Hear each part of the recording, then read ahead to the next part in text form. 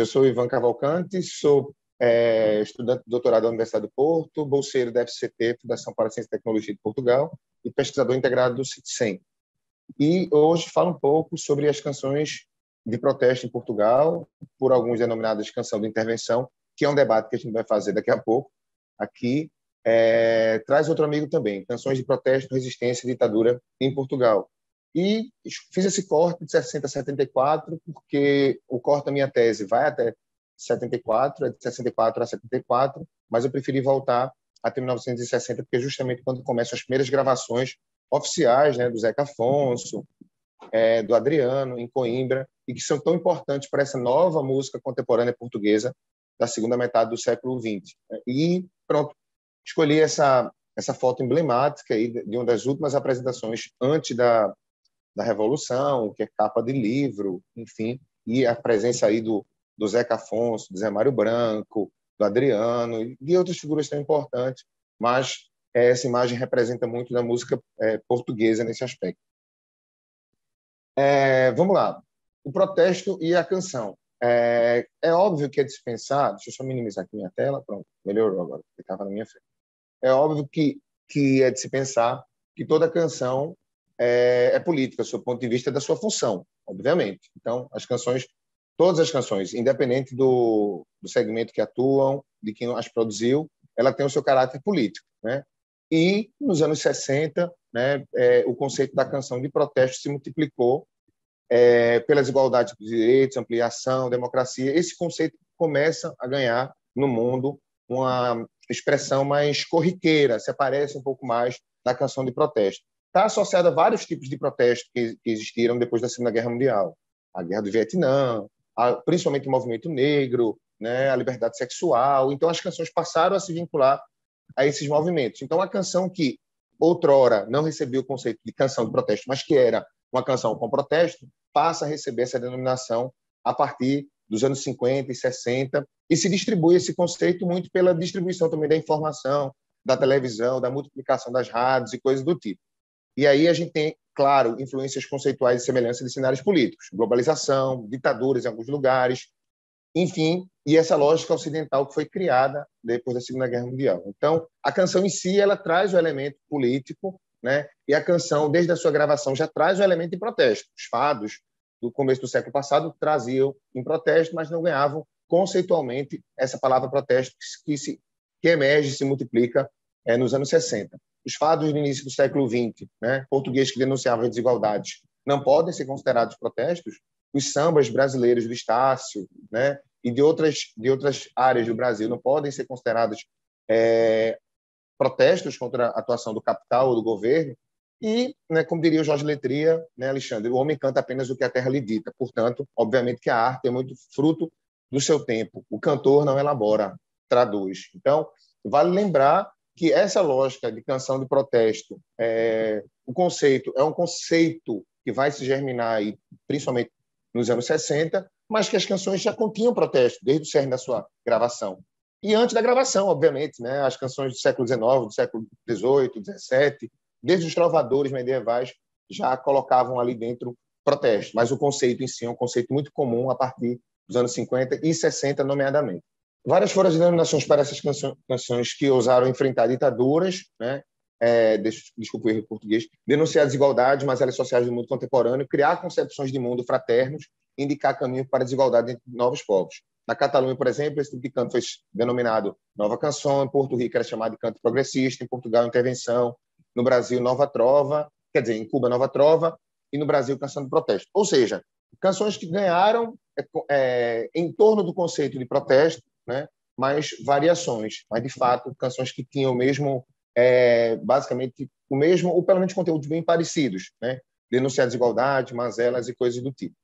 O caso português é um caso que de fato, é interessante, e até quando a gente consulta os próprios compositores, né, se usa muita palavra intervenção, né? É um conceito que eu praticamente assim, não concordo a essa linha, mas é um conceito que existe, é muito utilizado, né? Eu não concordo, como o Sérgio Godinho não concorda, como o Zé Mário Branco também concorda, desse ponto de vista que se usa a canção de protesto comum a boa parte do planeta. Protesto ou intervenção?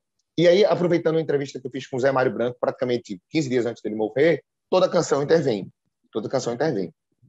Quer dizer, o Kim Barreiros, que vocês estão vendo aqui do lado direito, né, é um cantor de música pimba portuguesa, e aqui o Sérgio Godin do lado esquerdo, que é, nomeadamente, um cantor de músicas com um teor político, de protesto. Ele não se considera de protesto, mas tem um teor de protesto. Então, ambos intervêm. Quer dizer, a intervenção não é necessariamente algo ligado a algo positivo, né? Então, a intervenção, se você chegar numa casa, quebrar um quadro, é uma intervenção na casa, né? Você pintar uma casa, pichar um muro, é uma intervenção, mas não necessariamente uma intervenção é algo propositivo, é algo que se protesta pela intervenção necessariamente, certo? Então, eu acho que é um conceito, obviamente, que deve ser discutido quando se estuda esse tipo de coisa, se usa muito a canção de intervenção, e é óbvio que a gente tem que imaginar que, de fato, depois do 25 de abril, existiu muita intervenção desses cantores, nomeadamente do próprio Zé Mário Branco, com o pessoal do GAC, de levar isso para o interior, intervenções sociais, de educação, né? Intervenções propositivas, revolucionárias, obviamente. Mas a gente precisa lembrar que nem toda intervenção é propositiva e é positiva. Portanto, eu prefiro usar o conceito de canção de protesto. E vale lembrar também que o conceito de canção de intervenção ele começou a ser usado em larga escala depois de 74. Então, a gente corre risco, né, de cair no anacronismo histórico conceitual. De você, depois de 74, quando fala intervenção, fica parecendo, né, Alexandre, que antes de 74, em 60, 64, 68, se usava muito aquele conceito de intervenção e que, de fato, não era o caso. Mas pronto, vamos lá. Protestar e intervir, né? A busca em arte não é apenas estética, ela é estética e ética. E aí, essa passagem que eu trago do Neves, dos anos 80 ainda, se coaduna muito com o pensamento, por exemplo, do José Mário Branco, né, que é uma figura emblemática, e de outros, né, como o Letria, o próprio Zeca, mas dizer que a arte não é apenas estética, não é construir algo belo. Precisa existir, né, um componente de preocupação, né, de preocupação coletiva, uma questão ética de produção que seja, pelo menos, minimamente preocupada com o bem-estar social e o bem-estar coletivo. E aí eu trago aqui uma indagação a partir de uma afirmação de uma canção do José Mário Branco, que depois foi destinada ao GAC, que é: a cantiga é uma arma? E já respondo: uma arma pacífica, mas não inocente, obviamente. E trago um trecho da resolução do encontro final da canção Protesta em Cuba, em 67, do qual fez parte, representando Portugal, o Luiz Cília, foi o cantor que levou a música de protesto portuguesa para as Américas, e lá esse conceito de canção de protesto, inclusive, se multiplicou. É a partir daí que a gente vai ver uma série de documentos da ditadura brasileira e portuguesa, que a gente vai perceber que a canção de protesto passa a ser vinculada com uma canção subversiva. Então, a passagem de uma das resoluções diz assim: os trabalhadores da canção de protesto devem ter a consciência de que a canção, por sua natureza, tem um enorme poder de comunicação com as massas, e tanto que rompe barreiras como o analfabetismo, né? E aí isso, né, dialoga muito com essa preocupação de a canção ser uma arma de distribuição popular, de luta contra a opressão, de fim do analfabetismo, e tem também um elemento até freiriano da coisa, né, da leitura do mundo preceder a leitura da palavra dentro desse pensamento, né, por mais que não tivesse uma ligação direta ali. Então, essa é uma resolução que aponta a canção de protesto, ou a canção de protesta, né, como se falou nesse evento, como elemento nomeadamente e importantíssimo na esfera política. No caso português, foi muito importante por vários aspectos. A gente vai falar aqui, mas deixa eu só fazer uma volta um pouco ao Zeca Afonso, né, que é o grande nome assim dessa figura, desse modelo da música política portuguesa da segunda metade do século XX. E em 1960 grava o seu primeiro EP, né, pela etiqueta Rapsódia, com a canção, talvez uma das mais famosas, Balada do Outono. Trago também, só para registrar que no mesmo ano foi gravado o disco de estreia do Adriano Corrêa de Oliveira, que foi uma figura também muito importante para a música política portuguesa. A gente vale lembrar que nos anos 60 a gente tem aquela multiplicação toda das rebeliões universitárias em Coimbra, em Lisboa, então 64, 67, 69, nos anos 60, e que coincide, né, com o início da Guerra Colonial, né, durante todos os anos 60, e a gente vai ter a Associação de Estudantes. várias associações de estudantes lutando não só contra a guerra colonial, mas também lutando contra a vontade de não ir, né, para a guerra. E sem contar a luta que existia em pautas paralelas, como, por exemplo, a ditadura em si, né, as desigualdades sociais, as desigualdades regionais. E a gente lembra que é nos anos 60 que se intensifica essa migração portuguesa para a França. Então, a gente vai ter uma grande comunidade portuguesa migrando para Paris, para a França, mais nomeadamente para Paris, e lá a gente vai ter um núcleo desenvolvendo produções artísticas. O Zé Mário Branco, o Luiz Cília, por exemplo.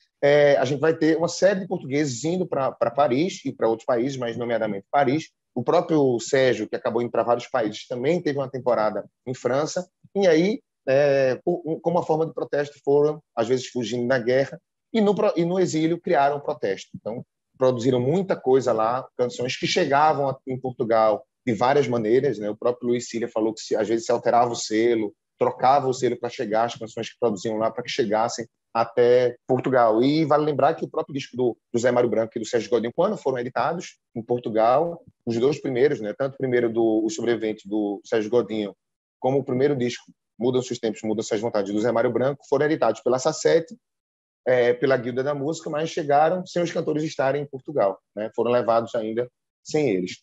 Só para a gente ter noção de como as canções eram distribuídas em Portugal, a gente tem duas principais editoras, a Orfeu e a Sacete, como eu falei, que foram as principais, obviamente, sem contar com as multinacionais, que chegavam no mundo todo. Estou falando mais delas. Algumas revistas oficiais, o Mundo da Canção, o Periódico Musigalíssimo e tantos outros, alguns clandestinos, que eu estou estudando agora.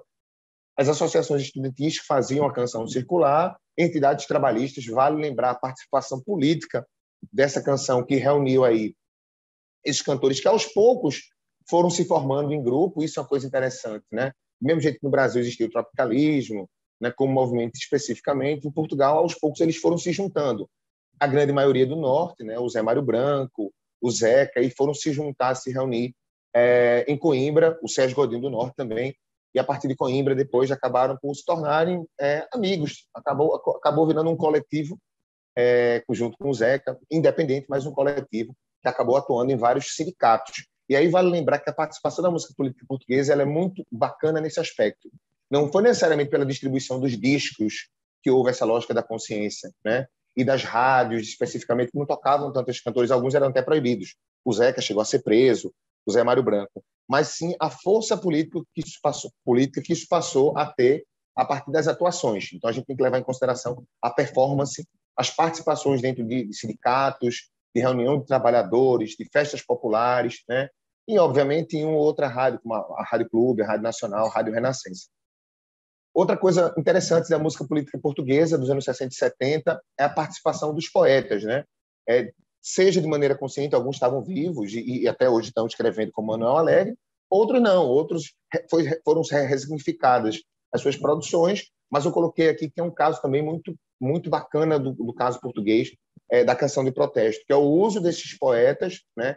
E que depois os cantores portugueses colocaram melodias e deram um significado político assim fantástico, né? Eu trouxe aqui o Gideão que o Manuel Freire gravou, né? A Pedra Filosofal, Queixa das Almas Jovens Censuradas que o Zé Mário Branco gravou da Natália, o próprio Zé Mário gravou também o próprio Luiz de Camões uma passagem, o Cantata da Paz da Sofia de Mello que o Fanhas gravou, né?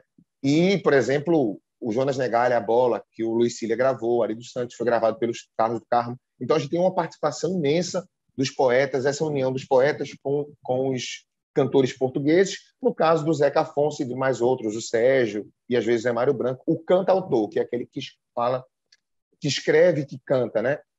Do ponto de vista conceitual, uma das coisas que eu tenho discutido na minha tese é o conceito do Francisco Alberoni, a orientação do meu professor e orientador Luiz Alberto, tem sido muito útil, que é o Estado nascente, a lógica do aflorar para o movimento revolucionário, do despertar da emancipação dessa consciência, o movimento, o caminho que se elabora para todo esse caminho de movimentação política e de luta, né, contra a opressão, contra as ditaduras e outros tipos de violência, e até o momento de institucionalização, que o caso português foi a Revolução. Então, o Alberoni divide a sua lógica do livro Gênese, né, nesses três conceitos que tem me ajudado bastante a pensar e, obviamente, nessa passagem do Estado nascente para o movimento e do movimento em si, a gente usa a lógica do Jacques Rancière, do espectador emancipado, né? Porque se observa aquela pessoa que não sabe ler, ou até que está assistindo uma peça de teatro, como uma pessoa que está lá só assistindo de forma pacífica, e de fato não é. De fato não é. A gente sabe que a música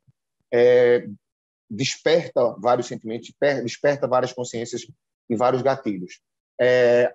Eu botei essa passagem, mas eu vou correr um pouco com o tempo. Vale lembrar que as canções de protesto portuguesas tiveram vários gêneros, né, musicais, os fados, as baladas, híbridos e canções folclóricas e o rock. E trago aqui duas bandas pouco faladas, porque não fizeram parte desse coletivo de amigos, mas também protestaram muito em suas músicas, né? A Filarmônica Fraude, esse disco aqui, o da Epopeia, é um descasso, assim, com várias críticas ao modelo português, até a lógica do sebastianismo, e o Quarteto 1111, que teve José Cid como um dos seus protagonistas, e quem diria que o José Cid mudaria tanto a música dele como mudou, né, do ponto de vista político. As temáticas, talvez o Zeca Afonso ilustre muito bem a obra do Zeca, mas as temáticas, de uma maneira geral, traziam a desigualdade social, racial e regional, obviamente, a repressão política, né, seja do governo militar, mas também a repressão do ponto de vista moral, de você ter aquela lógica do vizinho como seu vigilante, né, da vigilância 24 horas, que o próprio Foucault fala um pouco sobre isso. A guerra colonial entrou na pauta dos anos 60 do protesto reincidente, o racismo, obviamente, né, principalmente pela herança positiva e que muitos não consideravam como tal, né, dos africanos em Portugal, e o machismo, nomeadamente, a gente sabe que é uma pauta que resiste, inclusive, até hoje. Né? A censura, eu nem vou falar sobre a censura institucional, porque a gente não vai ter tempo, né? Como é que funcionou. Inclusive, a censura nas canções foi uma coisa já do governo de Marcelo Caetano, em 72, e eu descobri isso lendo um artigo que deu Alexandre Fiuza aqui, né? Depois, obviamente, fui a outras leituras, mas assim, o autogoverno, a autocensura na hora de produzir. Então, se multiplica a produção de metáforas, bem como o caso brasileiro e de outros lugares do mundo, né, da Espanha também, da França, mas a utilização de metáfora em Portugal foi muito comum, e a obra do Zeca ilustra muito bem isso. Né? O Zeca Afonso, todo mundo sabe que talvez tenha sido a figura mais importante desse movimento todo, mas eu trouxe aqui outros nomes tão importantes quanto, ou às vezes, nomes que são esquecidos. E trouxe aqui, nomeadamente, até por observação, no começo da minha pesquisa de doutoramento do próprio Alexandre, eu tenho tentado observar esse resgate, claro que eu ainda vou incluir mais, a participação de algumas mulheres que foram fundamentais, que se fala muito pouco, a Hermelinda Duarte, a Luísa Bastos. A Luísa gravou muita coisa do Luiz Cília, né? E trago aqui alguns nomes essenciais dessa música política.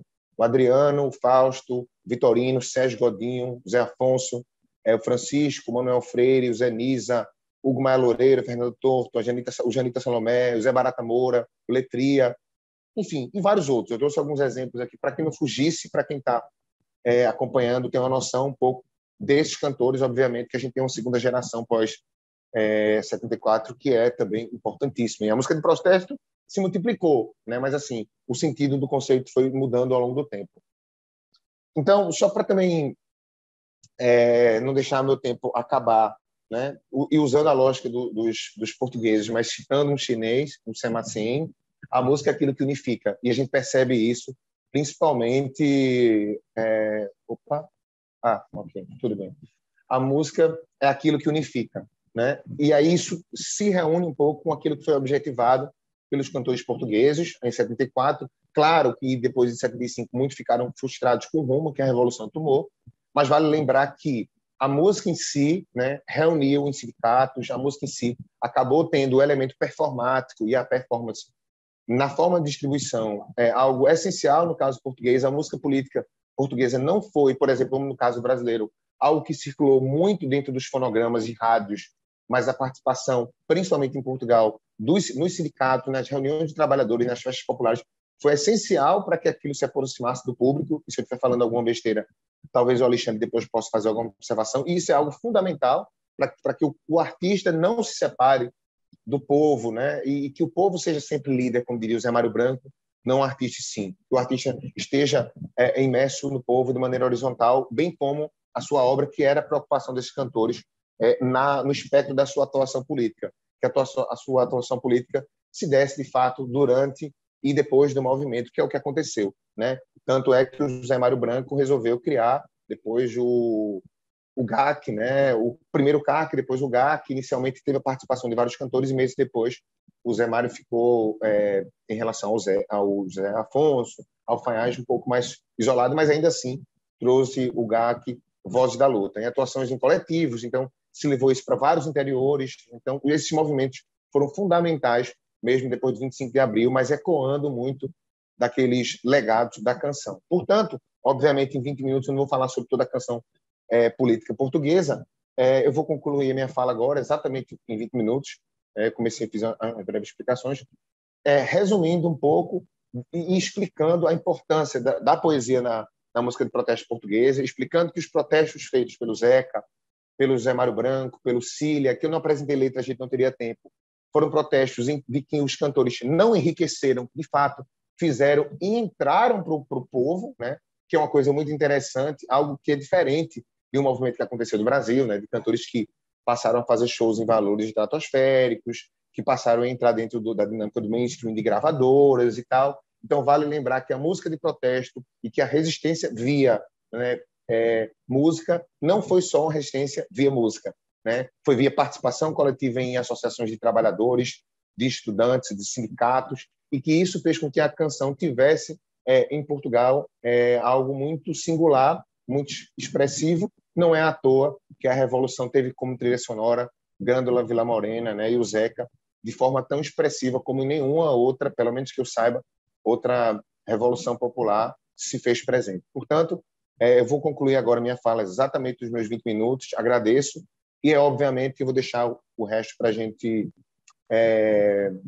falar na hora do debate, mais à frente. Tá certo? Espero que todos tenham me ouvido e percebido bem o que eu falei, e muito obrigado.